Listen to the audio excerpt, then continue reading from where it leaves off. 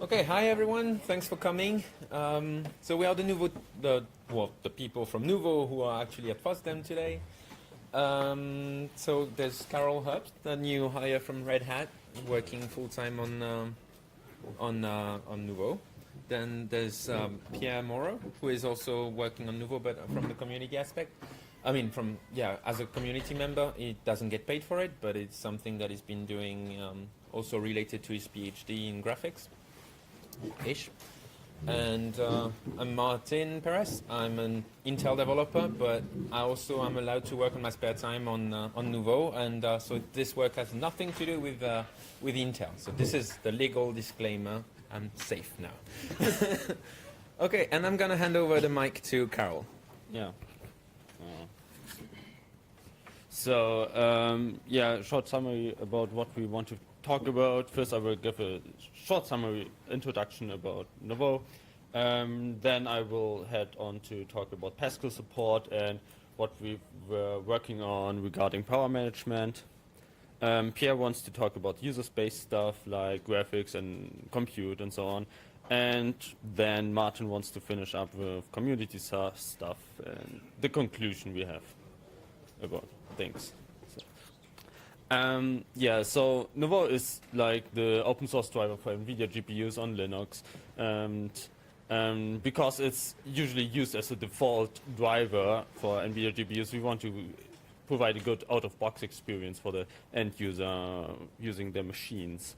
And what we actually also want to have is like that users are able to use it for games and also compute workloads, which sometimes works, and for some games it doesn't work out so well, but we want to work on this. So we support like most of the Nvidia GPUs since all of those since 1998.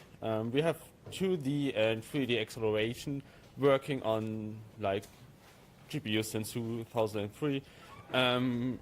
Non-officially, we support up to OpenCL 4.5. There are some trademark issues, so we aren't able to expose this yet. And there's also like the work, somebody worked on DirectX 9 support through Wine, so it's also nice. And we are able to do accelerated video decoding on GPUs between 2004 and 2013. So, talking about Pascal now, it's like the current generation of desktop GPUs, which were like released 2 years ago, and it's so far the most locked down Nvidia GPU. So we really can't do much on those because you need sign stuff for lots of stuff. So what we're currently supporting is mode setting, which you kind of need for display stuff and all the basic graphics to get something on the screen. So this is nice that this works. We also have 2D and 3D acceleration, but we kind of had to wait for 1 year or more for this because we need signed firmware to really do it in an efficient enough way so users can actually use this. And we are also able to read out like the temperature on those GPUs, but just one thing, the reason why we have to wait is because they are signed firmware, so only Nvidia can put them out. So that is why. Yeah, otherwise on GPUs before that we wrote the firmware ourselves and we can just use our firmware, but not on Pascal and also not on Maxwell. So, but those issues now are more likely, they are more related to Pascal in general. We can't change the fan speeds, we can't reclock the GPUs, we can't change the video bias, which we need to figure out what the bits in the video bias are there for. So we basically just switch something and see what difference it makes for the Nvidia driver. So we can't do this, and we are also not able to read out the current power consumption, which we need for power capping, stuff like this. So, heading on to power management. Luke Paul from Red Hat was working on clock gating, which is kind of a feature to turn off certain parts of the GPU to reduce the power consumption, which is a nice thing for laptops, but is also a little bit important for performance because you can have higher clocks and more performance this way. We hope to get it landed for Kepler in a few weeks or days. Martin was working on fan management stuff over the last years. We kind of like, obviously we needed to have higher fan speeds on temperature. It's supported pretty well on most GPUs, but there were like those kind of rare GPUs where there's a weird fan calibration we have to do, and since now we don't really were able to figure it out. Martin did some good work on this, but it's still like he says it makes no sense. So, but it's important because there are some users with really loud fans and it's super annoying. And we hope that Nvidia is about to release some documentation on this, so maybe we get with a working solution for this soon. Ben, Roy, and I were working on reclocking stuff. We supported for Tesla and Kepler GPUs pretty well. And there's some ongoing work on Fermi, which I hope will be visible to users this year. There was some pretty good stuff done this year, so it's nice. I was also working on thermal throttling, which is kind of needed. Like if we come to a good performance on GPUs, it might be that the GPU is getting pretty hot, so it's nice to be able to reduce the clocks in those cases. And for on-demand reclocking, we also need to figure out on the GPU how much of the GPUs you use and what loads there are. So I was also working on this. Power monitoring is important in case you have like your self-built system or whatever, and you really have to be aware of the power consumption of the GPU. So what we have to do is we have to figure out what it's like the official power consumption on the GPU, and we have to be like cap this, that we don't go above this. So I was also working on this. So now I'll be talking about user space and mainly the graphics part and OpenCL as well. What's been happening in the past year or so. So I'm not going to talk about Tesla because Tesla hardware was released in 2007, 2009 and is only capable of OpenGL 3.3. So there has been no progress to higher version of OpenGLs because of that.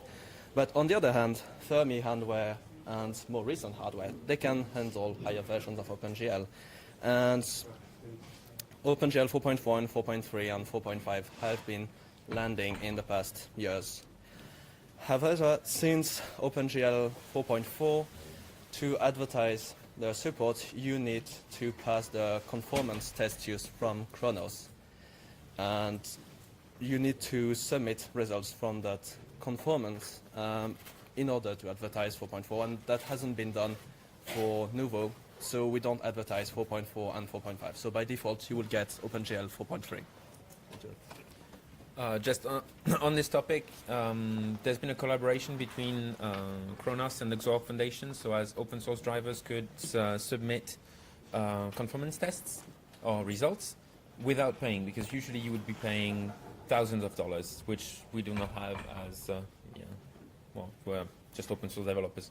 So yeah, so this is a good shout out to Kronos because that's very appreciated, and yeah, that's it. Yes, and conformance test use is also now open source, so we can run it. With a caveat, there are some parts that are still closed source, but I think you should have access to that via the agreement. Yes, so most of it at least should be open source. Regarding Vulkan, so Carol has been working on the NVIR to NVIR translation path, which so Intel has been working on SPIR-V to NVIR.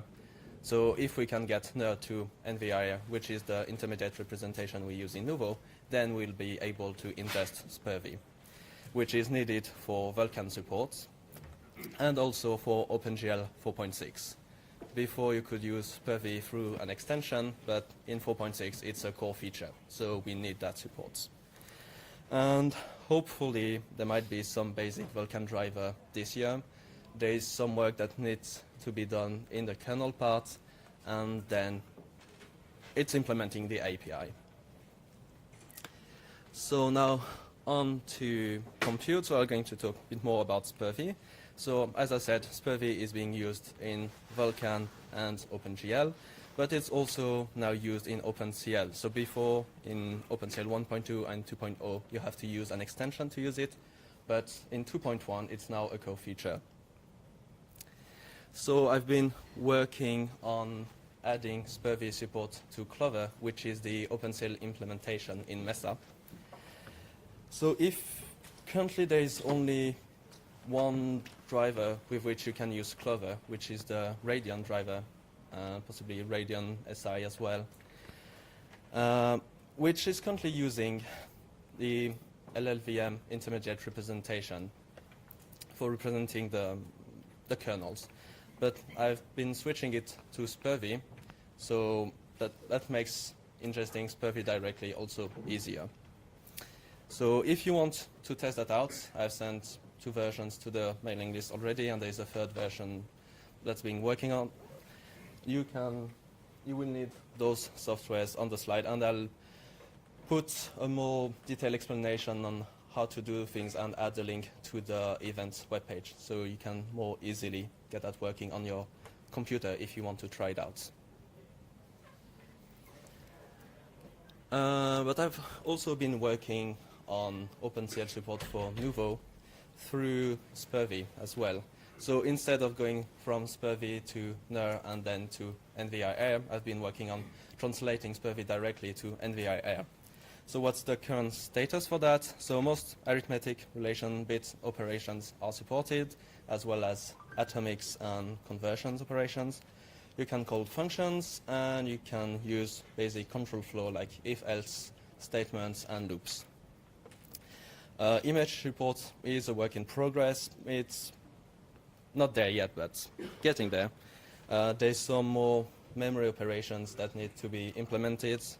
And what's still missing, it's mainly group operations and a lot of OpenCL specific operations, even though Carol already implemented a few of them. So OpenCL also has conformance test suite, and which is open source.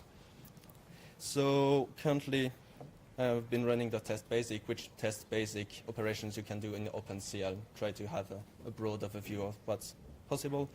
And we have 36 out of 95 tests that passes. But 27 of the failing ones are image related. So once the image support lands, the passing rate should get improved quite a bit. And if you want to try that out, it's about the same prerequisites as for the SPIR-V stuff in Clover, with difference on the branch, which isn't pushed out yet, but I'll do that soon. And regarding hardware status, Tesla needs some more love on the memory management, but otherwise, other families should work. Maxwell and Pascal might need a little bit more tweaking, but basic stuff should work there. And now I'll let Martin talk about the community. Okay, I'm surprised that we are already on the time that we're expecting. Surprising. So yeah, well, I'm going to talk about the current members and the history that we've had with Nvidia, which is very interesting. Okay. so right now we have 3 Red Hat developers working on Nouveau. It's a huge improvement. We used to have only Ben Skeggs working on it for, I don't know, the past 10 years. And then Leopold got hired, I think it was last year. He's been working not full-time on Nouveau, but he's been helping quite... Oh, yeah, sorry. Yeah, there's been...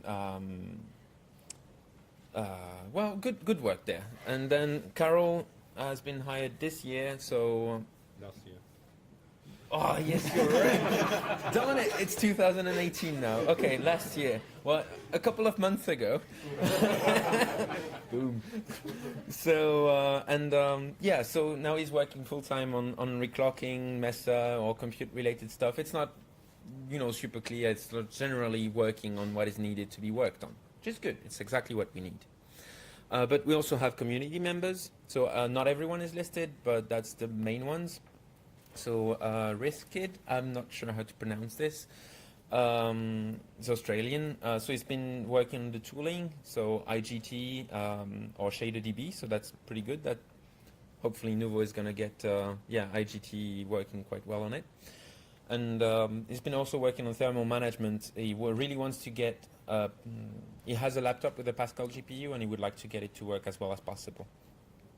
Then Ilya Mirkin is, a top star Mesa developer.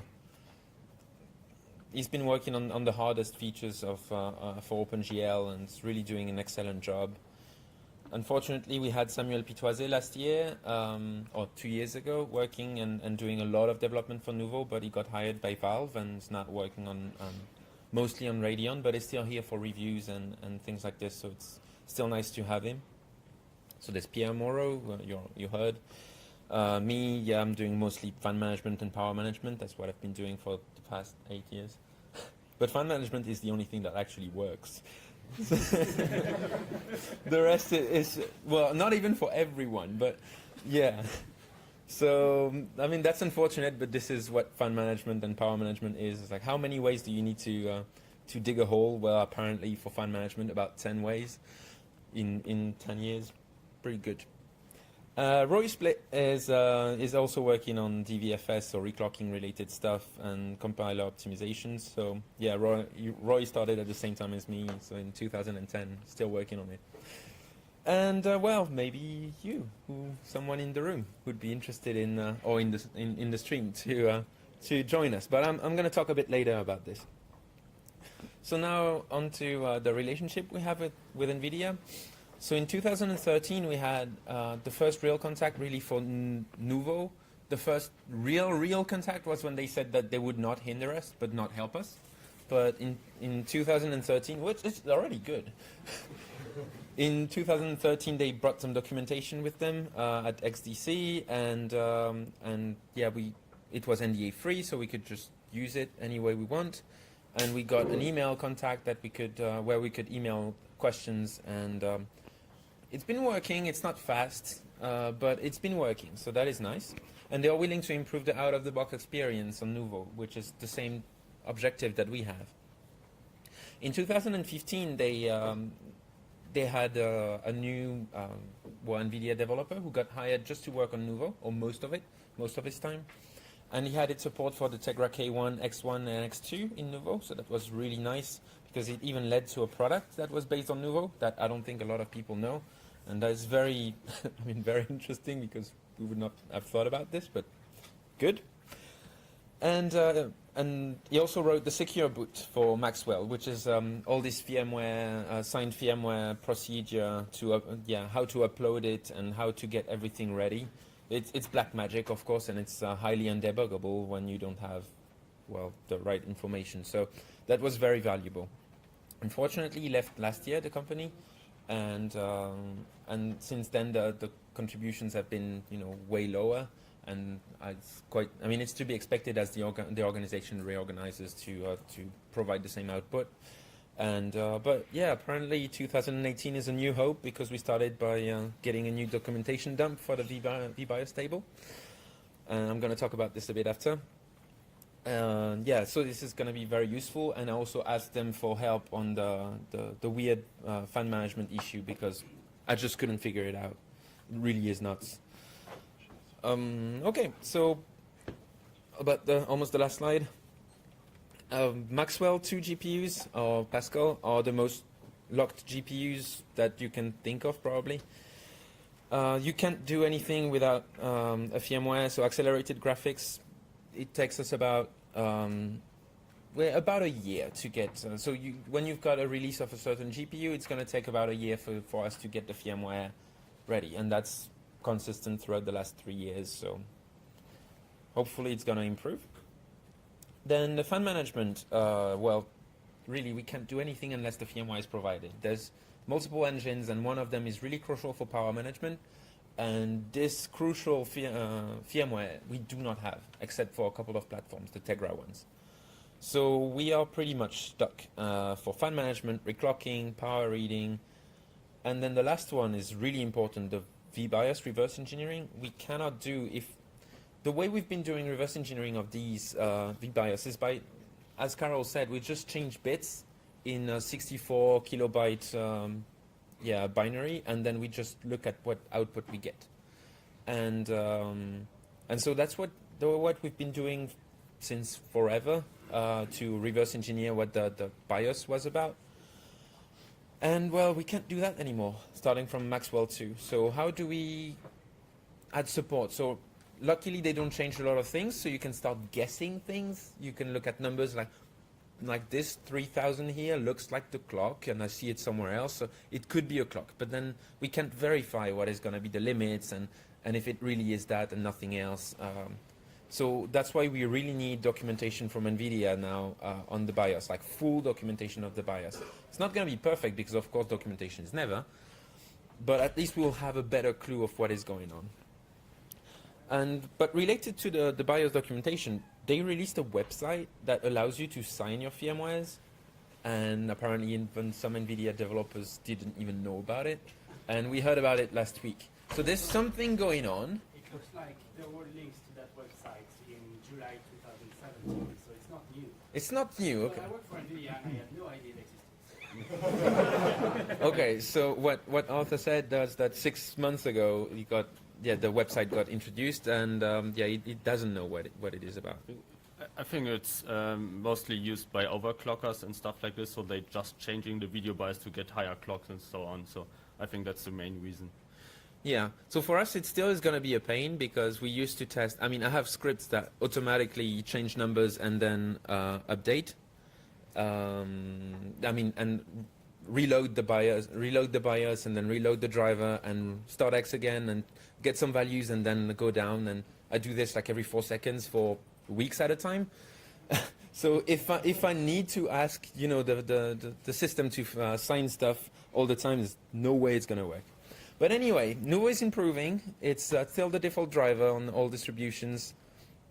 The GL driver is in pretty good shape, with OpenCL 4.4 and 4.5 coming as soon as we can get the CTS failures down to 0. Well, performance needs to improve for 4K displays, and it's unfortunate. Without reclocking, it's not going to be possible, so we have a lot of work there.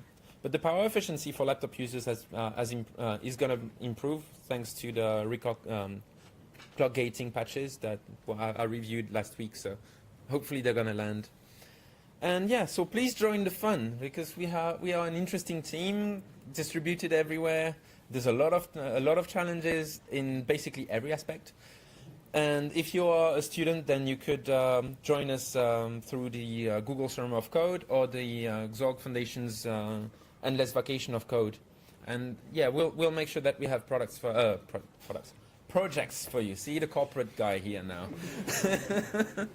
Then that is it. Yeah. Any question?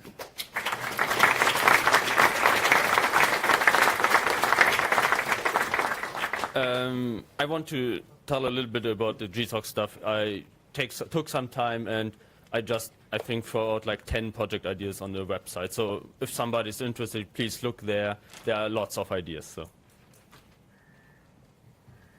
Stupid question, but is it impossible to extract the firmwares from the proprietary drivers? We are quite sure it is possible to extract the firmware from the binary driver, but I think the people who was looking into this was like, yeah, I don't no idea where it is, and it's like stored in a way it's not fun to extract. So there are ways, but And even if we do extract it like in a hacky way, it's we can't redistribute it. So that's a problem. We cannot redistribute the binary. Yes, but you could use include a script with your driver that users could run that would automatically. So what he's saying is that we could have a script that extracts it from the the proprietary driver and then deploys it on your. Yeah, exactly. So we actually have this for video decoding, and unfortunately, it's not easy to generalize it for these firmwares. They are not stored in the same way, and obviously they've been trying to hide it. It may even be, like not signed, well, not signed, but like encrypted, but the key somewhere else. I mean, the thing is, it's obfuscated. That's for sure. Any other questions? Time's up. Sorry. Oh, okay. Ask us later. Yeah, you can come to us, and we'll stay outside so we can answer your questions.